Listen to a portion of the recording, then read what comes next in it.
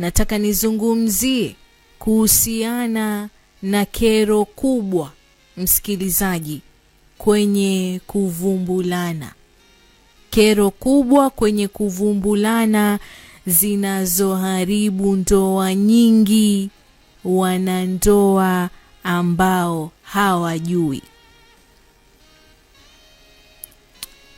Nataka nizungumzie kuhusiana na kero kubwa wakati wa kuvumbulana, ambazo kwa njia moja ama nyingine zinasababisha ndoa kuvunjika. Natumai utasikiliza kwa makini na uyatendee kazi, kwa sababu siku zote anayekwambia huwa anakupenda, na mimi nakupenda. Sawa? Mimi msikilizaji, nataka niokoe ndoa yako, nataka niokoe mahusiano ambayo ni ya kudumu, kwa sababu tukatae tukubali, kunao wanaoishi kwenye mahusiano, wamezaa na wanaishi kama vile wapo kwenye ndoa. Kama we stay mahusiano ya kudumu, sitowatoa kwenye ramani na wala sitowatoa kwenye gumzo, kwa sababu inamuhusu. Kwa hivyo kwa pamoja tuzungumze, kwa sababu mimi, wewe, sote kwa pamoja tumeshuhudia ndoa nyingi sana zikiingia kwenye migogoro. Ndoa zimeingia kwenye usaliti na hata kupelekea wanandoa, baadhi ya wanandoa kudharauliana, yote kwa sababu ya ubovu na karaha wanazokutana nazo wakati wa kuvumbulana. Sasa mimi leo nataka niokoe ndoa yako mpenzi, nataka niokoe mahusiano yako kwa kuhakikisha kwamba ni kukumbushana tu mambo fulani fulani muhimu yatakayojenga ndoa yako kupitia kuvumbulana, lakini pia kwa kuepuka kero zifuatazo. Kwanza kabisa, uchafu. Jamani, uchafu.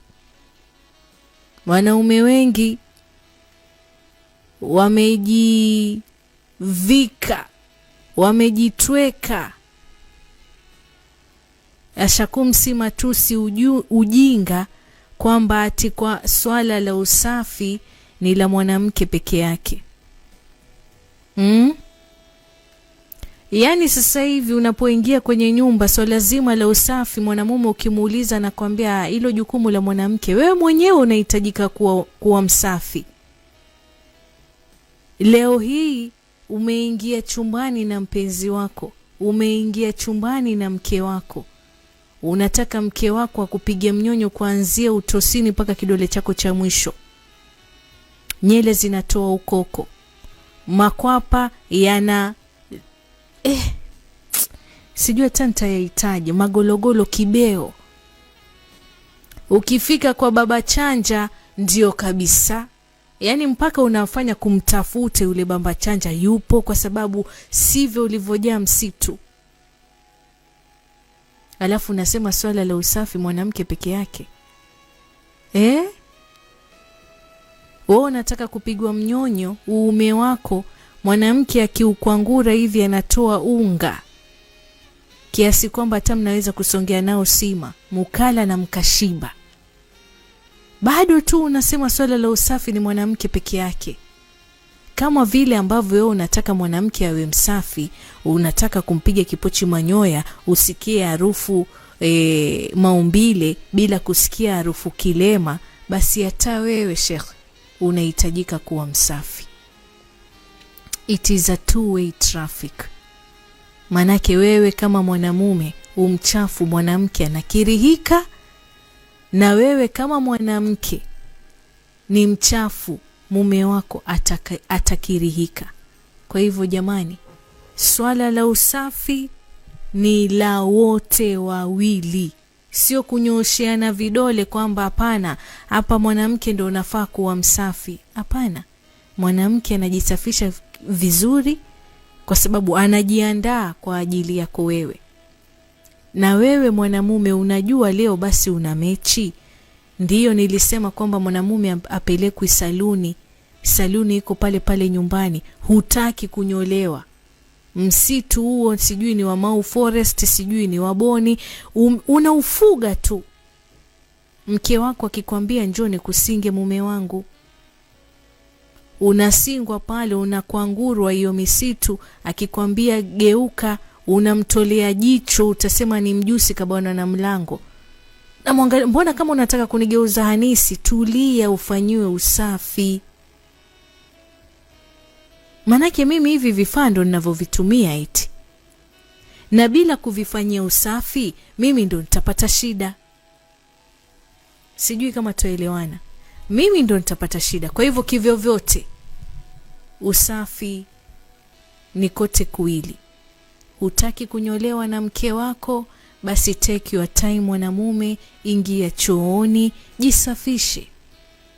Yaani hata yule mke akisema na kupiga mnyonyo anaridhika, sio anakirihika, anakupiga mnyonyo amekunja sura hiyo, hapana. Na mwanamke, usisikie nikikwambia kwamba mwanamume anapenda kupigwa mnyonyo na mwanamume wako anatoa grisi kwenye uume wake, lakini bado unashikililia tu unataka kupiga mnyonyo. Akifika, piga mnyonyo sehemu ambayo unajua hii ni sehemu safi. Kama vile ambavyo yeye anataka kipochi manyoya kilicho kisafi, kilichofukizwa, kinanukia utamu, anataka mpaka kukitafuna. Basi jamani, nyege nkunyegezana na imani nkutiana. Unavyotaka ndivyo na yeye anavyotaka. Kwa hivyo swala la uchafu ni kipengee muhimu sana. Na hili swala la uchafu ndio linafanya wanaume wengi watoke kwenye ndoa zao, ndio linalofanya wanawake wengi kutoka kwenda kwa wanaume wengine ambao wanajua kujiweka nadhifu. Jamani, aliye msafi yuko karibu na Mungu muda wowote, wakati wowote. Kwa hivyo chonde, zingatieni nyote wawili swala zima la usafi. Kitu chengine ambacho ni kero kubwa msikilizaji, ambalo ndio linapelekea mpaka ndoa kuvunjika, ni kutoandaliwa kimwili. Sitochoka kukwambia, sitochoka kusema, kutoandaliwa kunahitaji muda mwafaka. Kwa sababu mwanamke, unajua mwanamke sio kama wewe mwanamume. Mwanamke anahitaji dakika za chini kabisa 15 mpaka 20 kwenye kumchezea tu, mpaka unamhakikishia kwamba hapa huyu kweli yupo tayari. Unamchezea, unamtayarisha, unamuandaa kabla hujaingiza uume wako kwenye kipochi manyoya. Siri ambayo ilikuwa hujui wewe mwanamume, huyu mwanamke ukimuandaa vizuri, trust me, anafika kileleni zaidi ya mara 3. Ni siri na kupatia, labda ulikuwa hujui. Lakini ukijua kumuandaa mwanamke wako ama mke wako vizuri, kwamba umemtomasa panapotomasika, umempiga mnyonyo panapotakikana kupigwa mnyonyo, yani dakika 15 usiwe na haraka. Yani wewe usiwe na haraka. Haraka ya nini jamani? Chakula umepakuliwa, unakula peke yako, kisha kumbe ni ruhusa umepatiwa, huibi. Umeambiwa mume wangu chakula hichi hapa kula. Sasa ni wewe uangalie, utakula kwa kusimama, utakula kwa kuinama, utakula kwa kuchuchumaa, utakula kwa kupiga magoti, utakula kwa kulala. Chaguo lako mwenyewe. Pupa ya nini mpaka hata uwe na mtapia mlo? Why? Kwa hivyo take your time mwanamume, muandae mwanamke wako. Na kwa sababu nini? Raha ya mwanamke iko kwenye kipochi manyoya juu na wala sio ndani. Ile penetration ni kwamba ni wewe uingie tu ukojoe utoe wazungu. Lakini wala mwanamke hapati raha unapomuingilia. Hapana. Raha ya mwanamke ni unapocheza naye kwenye kipochi manyoya pale juu. Na kumbe nimekupatia tips tofauti. Unaweza kutumia pipi katika kumpiga mnyonyo, kipochi manyoya ya mke wako. Sasa tatizo liko wapi? Na mwanamume naye pia anafaa kuandaliwa. Mwanamume anafaa kuandaliwa psychologically. Yaani amekuja nyumbani mwanamke, umejiandaa, umevaa zile nguo za please call me. Yaani akiona paja linamuita, akiona maungo linamuita. Alafu kwenye kuzungumza kwako unajilegeza, yani paka uwezi.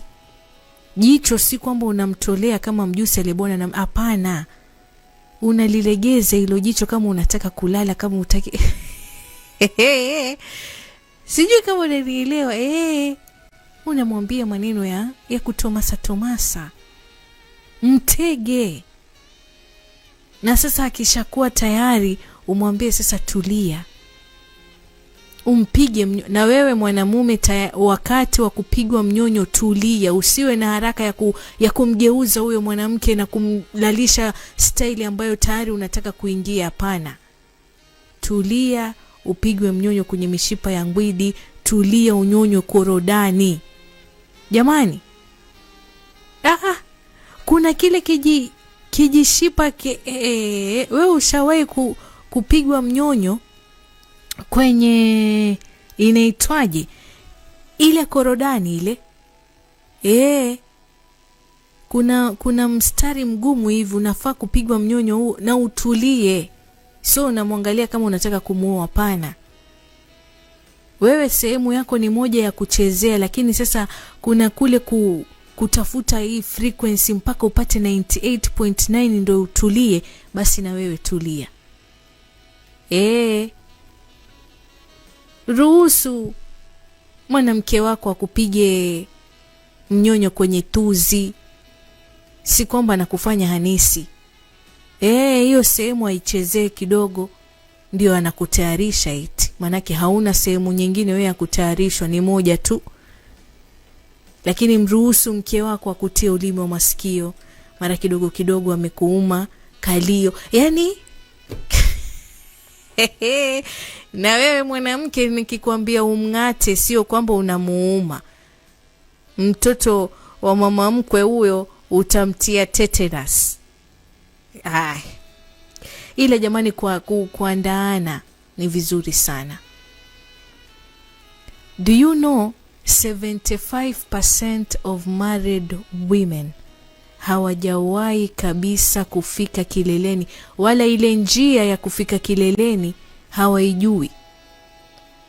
Lakini kila siku mume wake anajiona dume la mbegu, anajiona dume kwamba kamfikisha kileleni, anafoji. Kwa sababu wewe hujui kumuandaa huyo mwanamke. Kila siku mwanamke huyo ni wakupatwa na maumivu tu. Wewe unadhani mtu kama huyo ikifika usiku atakuwa na hamu?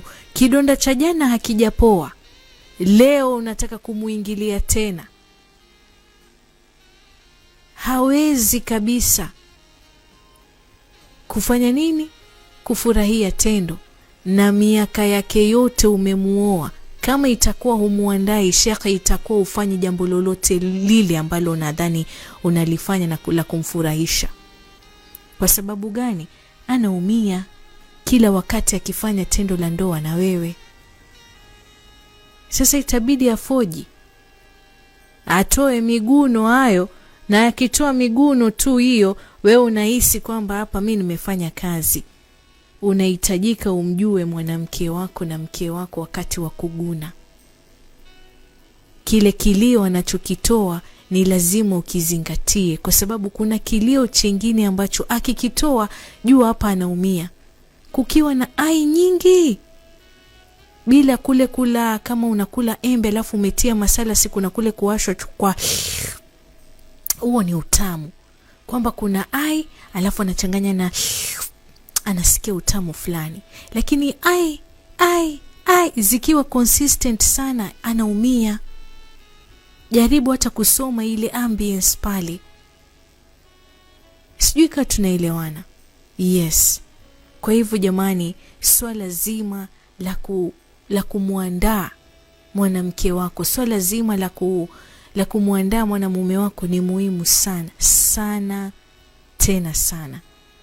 Otherwise utamsababishia huyo mwanamke wako, kwanza asiwe na hamu ya kuvumbulwa, pili achukiwe kuvumbula kabisa.